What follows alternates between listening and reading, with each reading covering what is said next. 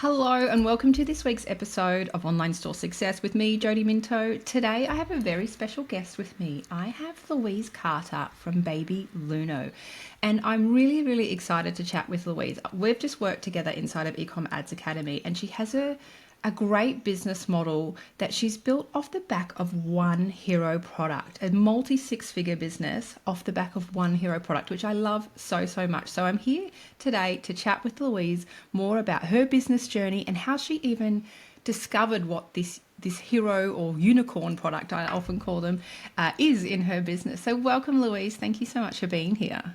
Thank you so much for having me. Thank you. It's been absolutely my pleasure working with you in Ecom Ads Academy over the past 12 weeks to look at scaling up your Facebook ads. And I just love that your business, like I said, is you've created this six-figure business off the back of one hero product. And I feel like there's so many parallels in our business story in general, from starting businesses when we're living overseas and as expats, and then figuring out what our hero product is, and then iterating that, and then building success off this one thing that we become known for. So I'm so excited to get to chat with you some more and hear more about your story.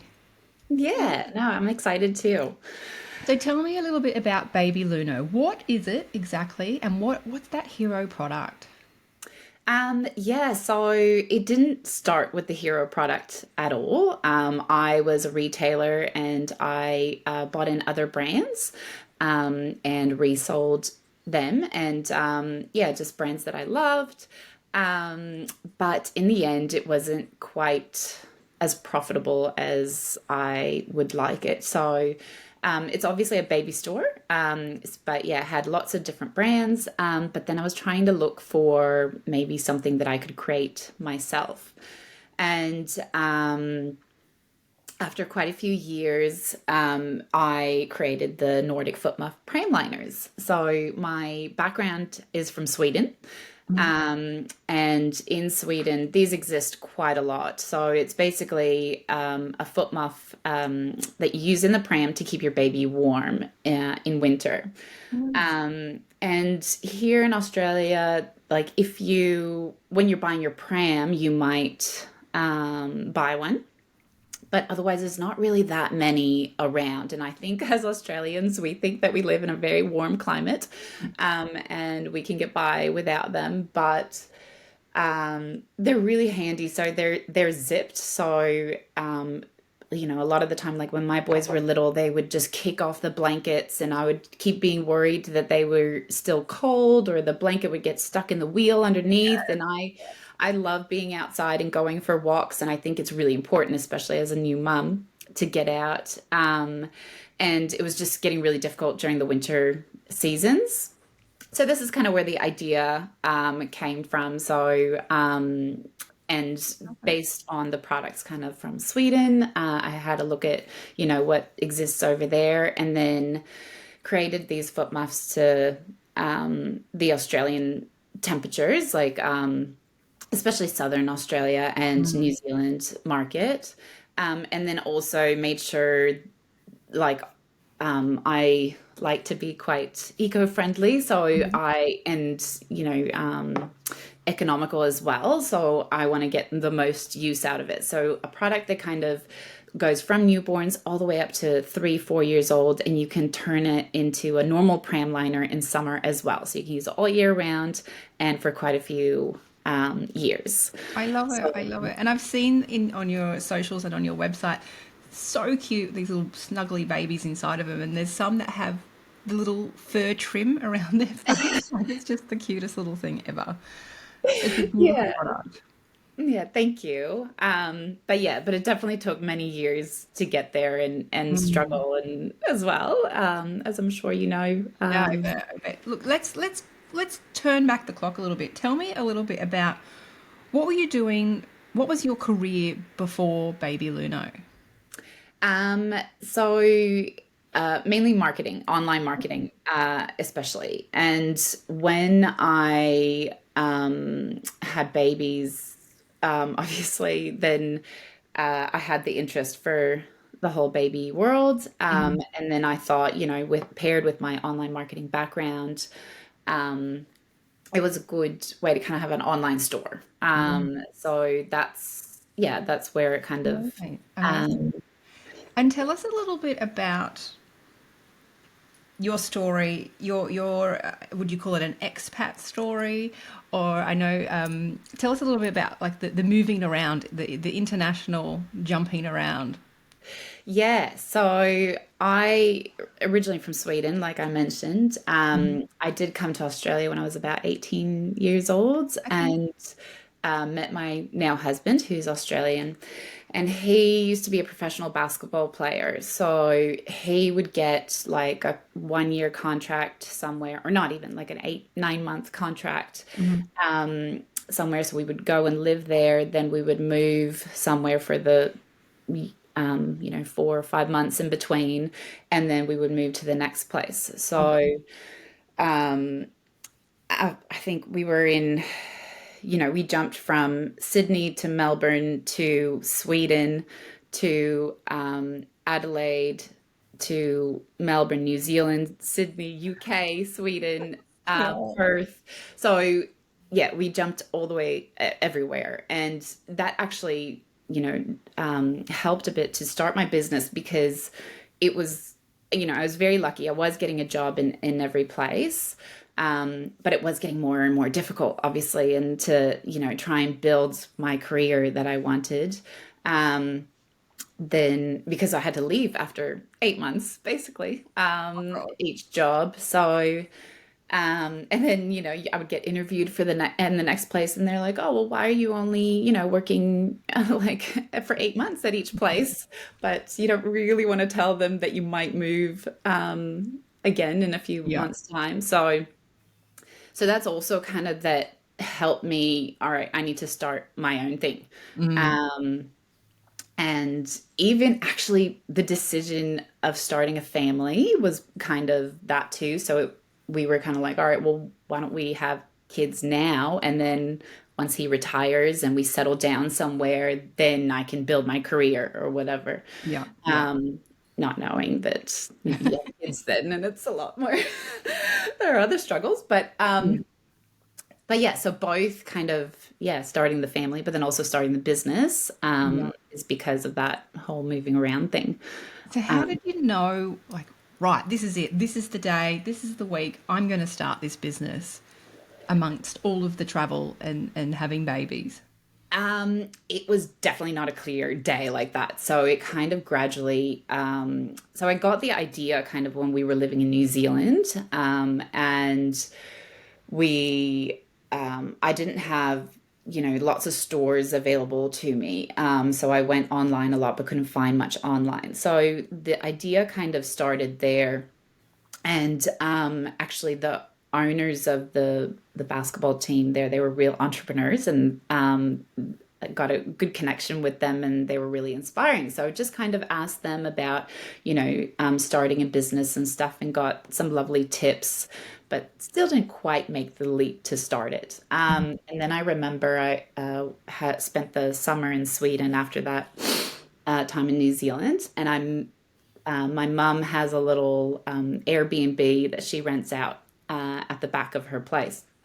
And staying for the weekend is this guy who started the largest online baby store in Sweden.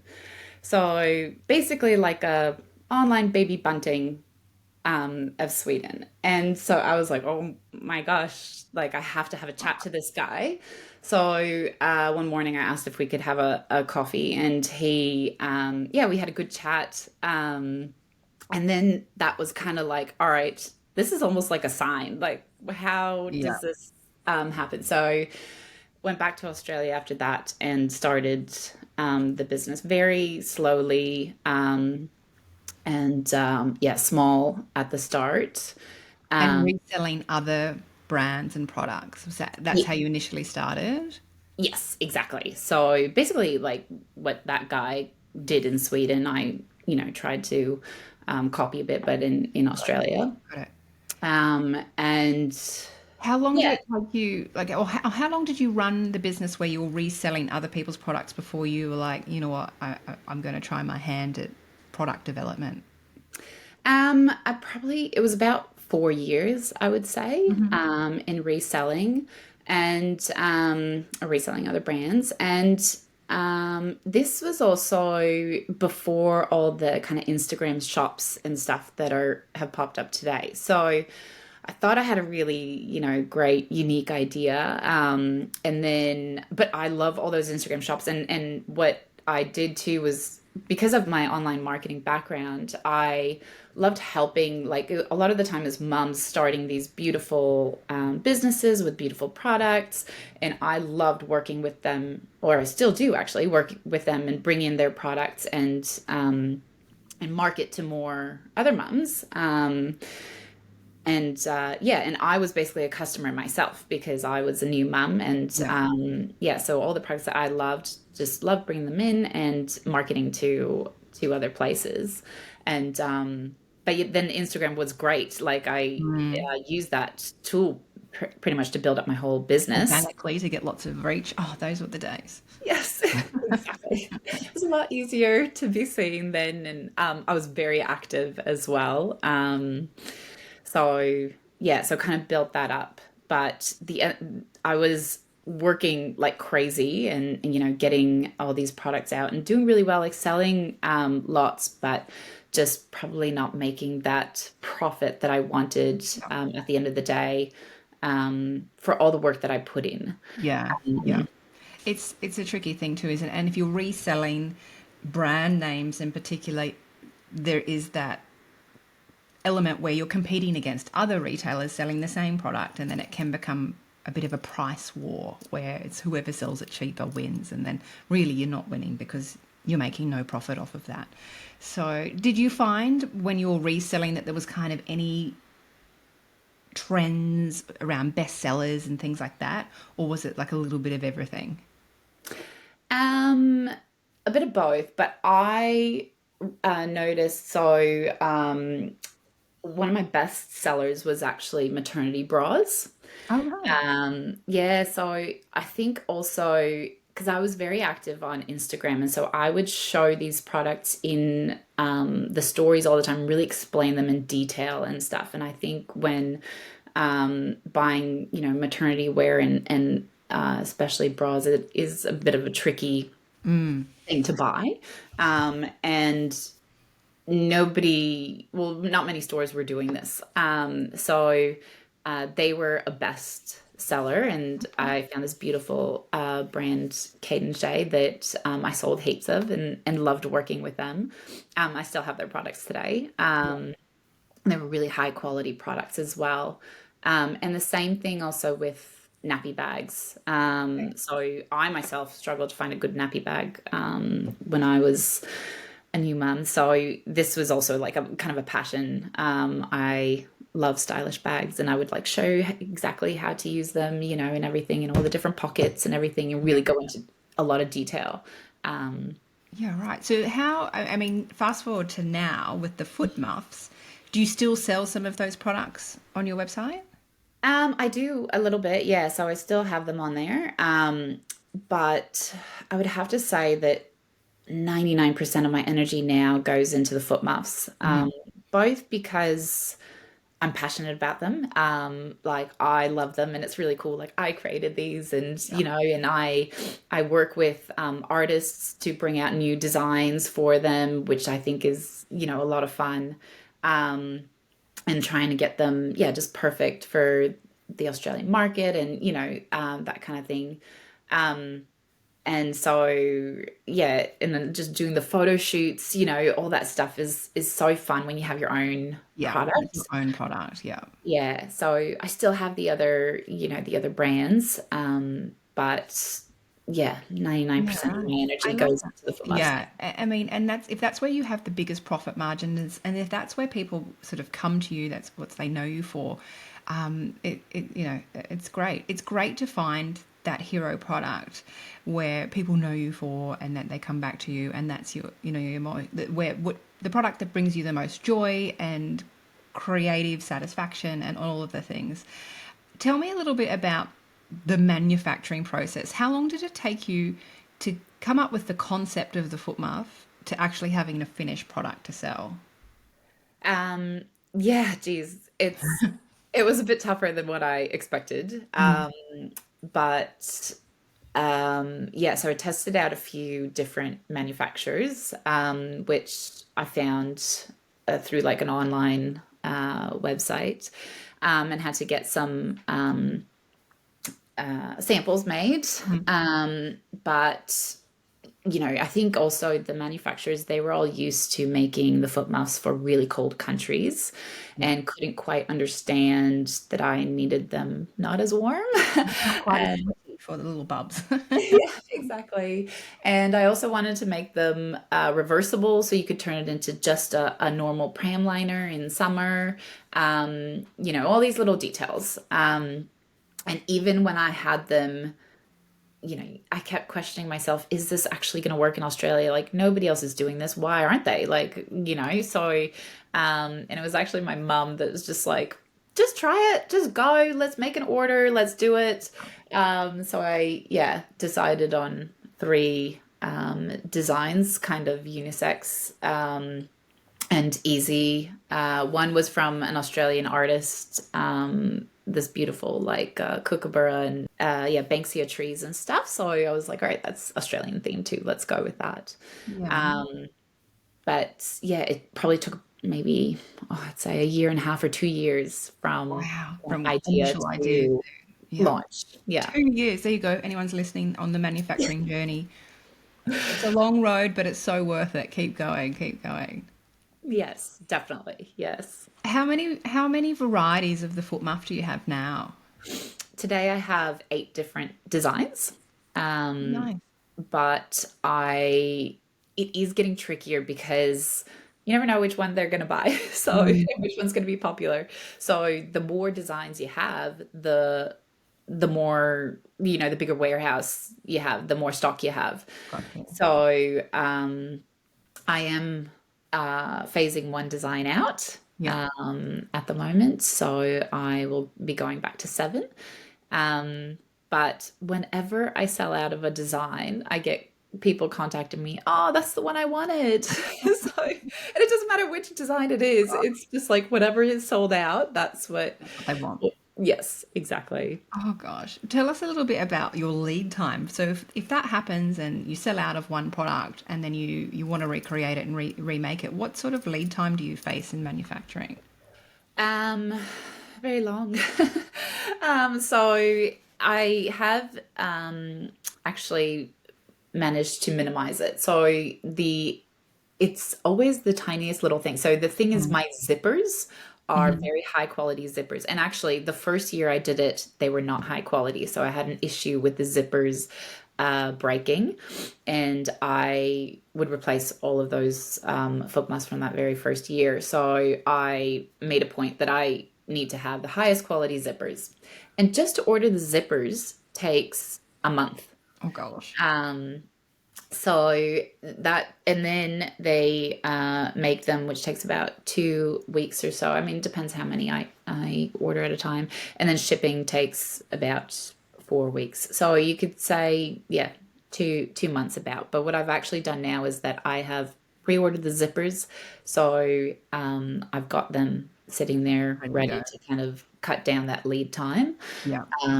But I've had a beautiful, or they say a good problem to have, is that I've actually sold out of stock every winter so far. And because it's such a long time, a lead time to make them, I haven't ordered in time. So yeah, I've That's sold out. always, it's a great problem to have, but also a problem where you're like, well, I could have made heaps more. Yes. I made hit loads more sales if I actually had the product. But I think for any product entrepreneur, it's that age-old question around how many should I order? Will this sell? And I know in my experience in my fashion brand, where sometimes lots of people would say I want it, I want it, I want it. And you're like, okay, great, I'll go and make it again, and then no one buys it. Yes, well, that's it. Oh, it's And so it's frustrating. always a worry too. Like Yeah. yeah. Yeah. There's lots of gray hairs coming I through. know, right, right. So, what have been some of your biggest wins and also your biggest challenges in your business to date? Um, let's start with challenges and then go Okay. positive. Um, so Positive. one of Hard. the challenges I actually have is that it's a bit seasonal, my product. So, well, you can use it as a pram liner in summer as well, but the unique part about the product is that it keeps babies warm. Hmm. And so for winter, people love it. They're like, "Yep, I have to have this." So winter is really great, and then come summertime, sales are very slow. Okay. Um, so that's a challenge that have tried to market overseas, but it didn't go so well one winter. To the Canadian market is what I tried, but I'm hoping to try something, maybe another place or something Yeah. this winter, or opposite seasons. Yep. So hopefully that could Yeah. solve that problem, but Yep. that's Yep. definitely That been a challenge. seasonality problem. Yep. Yep. Yes, exactly. Um, What about but some of yeah, the also biggest wins? yes, wins. So, um, ooh, I guess just seeing the numbers increase. I think like even from last year to this year, I've doubled in sales. Incredible. Yeah, so that's amazing, and just yeah, seeing that increase is pretty cool. And also just seeing my product out in the wild, I love like that. just going, like I am always looking in people's prams when I walk past them or drive past or anything. And there's been a couple of times where I've seen that they've got one of my foot muffs, and that's Oh, pretty cool. So yeah, there's no better thrill. I remember that with my fashion business and my kids and family be like, "Mum, that's one of yours. Go and introduce yourself. Go get a photo." I'm like, they're like, "I'll try and get a photo of her for you, Mum." I'm like, "Stop it." Weirdos stalking them. But no, there's no greater thrill than seeing, yeah, your products out being used by and being purchased by people that are not our friends and family. It's such a great honor. Tell me, what do you think your biggest driver of traffic and sales is in your business? definitely Facebook and Instagram ads, like social media, the ads part of it, definitely. And Yeah. I mean, that's why I've got you too, and Oh, you've helped me so much there. thank you. It's not uncommon, is it? And I mean, I think as businesses grow, as when you talk to most multi six, seven figure and beyond e-commerce business owners, the paid ads piece is usually the biggest driver of traffic and sales. Yeah, yeah, definitely. I would say probably 80% of my sales are Yeah, from yeah, from Facebook and Instagram ads. yeah, I also do baby expos, so that helps a lot as well. Um, but yeah, definitely the social yeah, media ads. yeah. Have you gone down the wholesale channel as well to sell your foot muffs to other retailers? Yes, definitely. And it's definitely something that I want to keep doing. So, like I kind of mentioned before, I have had trouble with having enough stock. Yeah, Um, but yeah, I have a few stores. I think I've got 5 stores now around the country that sell my foot muffs, which is also an awesome win. Like, so yeah, yeah. that's the dream. Um, but I would love to expand that more. And I do even get customers that say, "Oh, I really want it for this weekend when I go away. Do you have any stores around this area?" So I feel like the demand is there from customers as well. I just have to find those Yeah. stores. Oh, Yeah. lovely. Well, any retailers out there listening? Babyluno.com. .au? Is it an AU on the end? Yes, .com.au. Actually, Okay. it's Oh, babylunoshop.com.au. that's okay. We'll put it all in the show notes anyway. If you are a retailer or a customer looking to keep your bub nice and snuggly in the winter. Well, thank you so much for joining me today. It's such a great story, and I just want to reassure our listeners too. If you feel like you've got all these products and you can't quite figure out where to get traction, or there's no sort of outstanding bestseller, just keep chipping away, because eventually you will find that hero product. And then once you have that hero product, things become much, much easier, because you can just create different varieties of that hero product and not have to stress about adding more and more and more and reinventing the wheel over and over again. It's absolutely possible to create a multi 6-7 figure business off the back of one hero product. It just takes a little bit of time in testing to figure out what it is. Yes, Thank definitely. you. Thank you. Thank you. It's been my absolute pleasure working with you and having you on the podcast today. And for all our listeners, like I said, I'll upload and share all of Louise's links, give her a follow on Instagram, and go and have a little shop. And thank you again, Louise, for your time today. Thank you so much. Thank you. Thank you. Bye, everyone. We'll see you next week.